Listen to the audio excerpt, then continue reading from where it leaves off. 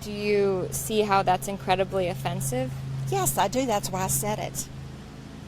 You wanna know who's in my top 10? Yeah. Me, and me again. Run and tell them that it ain't pretend. No fake news CNN. Hey there everyone, it's your friendly neighborhood nerd here. My name is Tyra and welcome to my internet home. Now before we get started today, I just want to give a huge thank you to every single neighborhood nerd who has subscribed over the past weekend. If you're returning here, thank you so much for your support. If you're new here, feel free to like and subscribe and become a local neighborhood nerd yourself.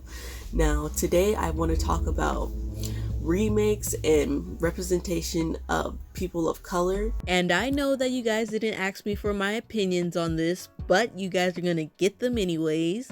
So if you agree with me or disagree with me at any time, you can feel free to leave your opinions in the comments down below. I'm interested in what you guys have to say about this matter. But it's no secret that most fantasy, horror, superhero movies or shows, they lack diversity.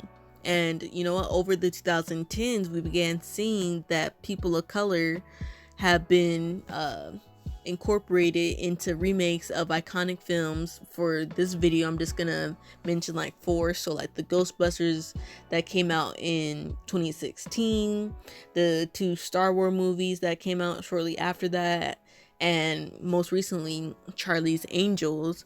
We began to see that with them replacing these majority white castmates with people of color, that these movies are coming out and they are flopping hard. They are just bombing at the movie theaters, and it created this narrative in the nerd and geek community that there's this social justice warrior agenda, and that they're out to, that Hollywood is out to ruin classic films. And I don't really believe that. I can see where that is coming from, but the way I see it is that when you have people on these social media apps, so whether it be Tumblr or like Twitter, ranting or making think pieces about the representation that they want to see. Since I'm black, I'm just gonna use black as an example. Oh, I wish there could be a movie that doesn't have to deal with slavery. I want to see a black lead role playing like a wizard, or playing the badass guy in the action movie and stuff like that.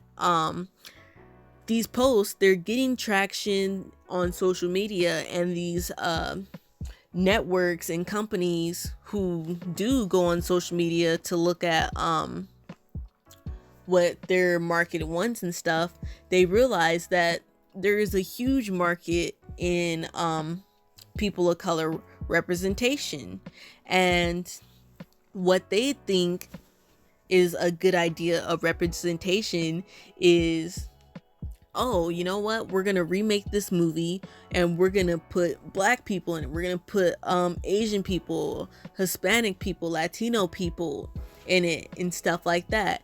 And that just throws fanboys into a frenzy.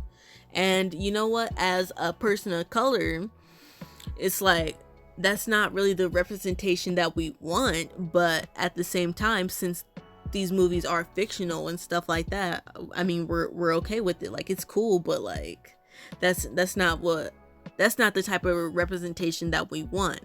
And representation, it's so important because many of it reinforces stereotypes. So you have your black sassy girl, your over sexualized black girl, all that type of stuff. You have the stereotypes that they enforce on Muslims and stuff like that. They, every time you have a school shooting and it's coming from a white boy, they always try to play the empathy card with the mental health issues and stuff like that.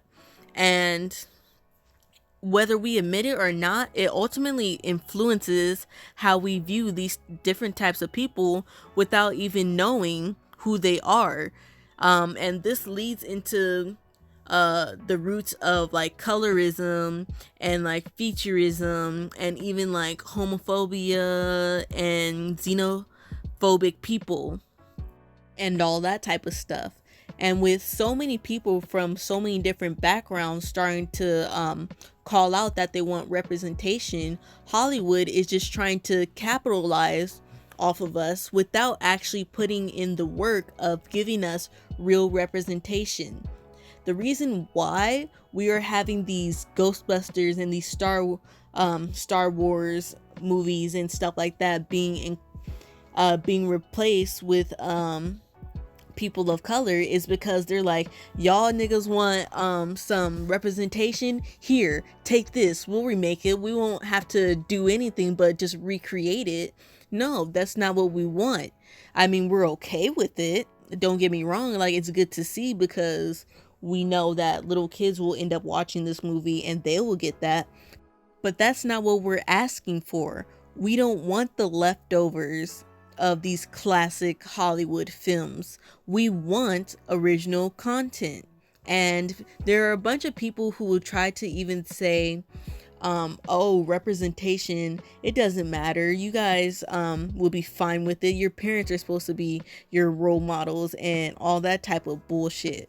But I mean, if that was the case, then why the fuck are you guys getting mad over the fact that the Little Mermaid is going to be played by a black woman? If representation didn't matter, why are you guys so pissed off that these movies are being remade with different characters who don't look like the ones from the original?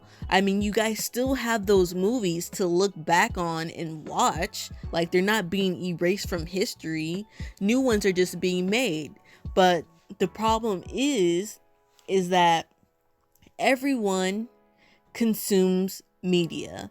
So when these popular networks like Disney, DC Comics, or like Marvel put out new movies, it may be hard for you to realize that the reality is politics and media go hand in hand. And it's not hard to prove. I remember I think this is the time period during World War II. Disney Studios, for those of you who don't know, it's located in Burbank, California. And during that time, it was a majority of Latino and Black people in that neighborhood of Burbank and whatnot. And in this time period, a lot of the Latino and Black people will wear zoot suits as a form of self-expression, and there wasn't a problem with that. They would wear these zoot suits, they would customize them, go into clubs, have a good night and stuff like that in these clubs. And you know what a Disney artist did? You probably don't, but I'm gonna tell you guys anyways. This Disney artist needed to fulfill a commission to get Americans to start paying taxes so they could support their soldiers in World War II. And of course, people did not want to pay for a war, so the government needed this artist from Disney to make a short film that will inspire Americans to start paying their taxes. So of course, if you don't know this already, America is built off of anti-blackness. And this artist, he put Donald Duck. You know what? I'm just going to let the film speak for itself. Save for victory. What's money for? Spend it.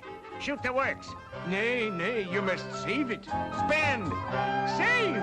Spend, save, spend, Save, spend, save, spend, save, spend, save, spend, save, spend, spend, spend.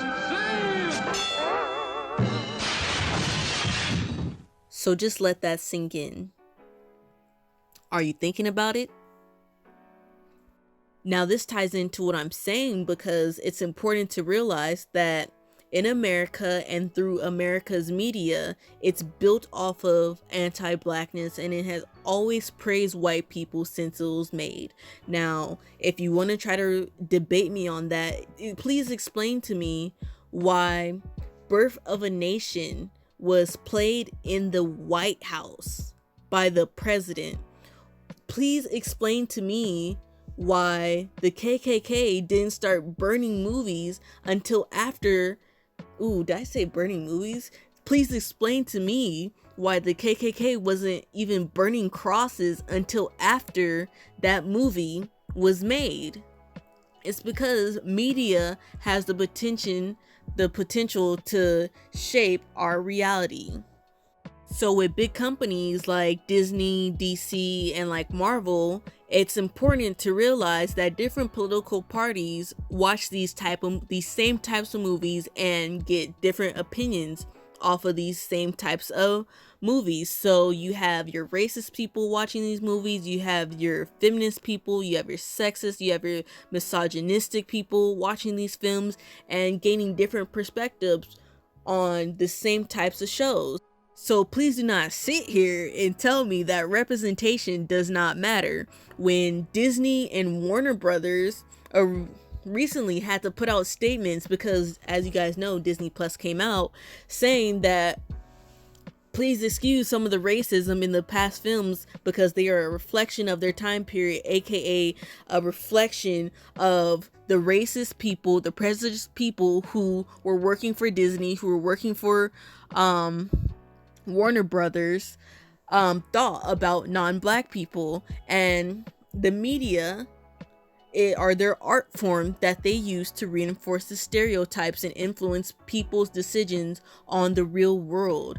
And straight up, what I think that we could all learn from this situation is that we need to be more self-aware, especially about our racial biases and why we even have some of them to begin with, and why we have certain biases on people's skin colors, on people's hair textures, on people's attitudes. Why do we have some of these negative biases?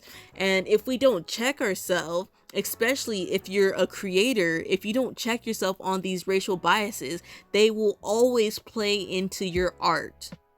No race should be generalized. Matter of fact, no one person of your race acts just like you. And as an example, you have white people who aren't racist. Matter of fact, some of them may be allies to black people and really fight and stand up with black people. You have your white people who are casually racist gamers.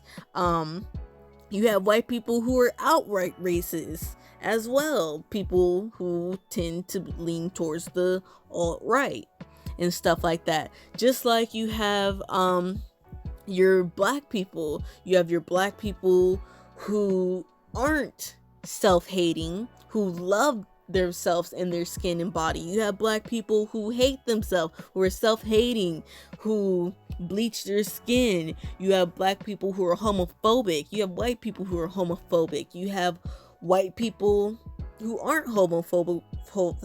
You have white people who aren't homophobic. You have black people who aren't homophobic.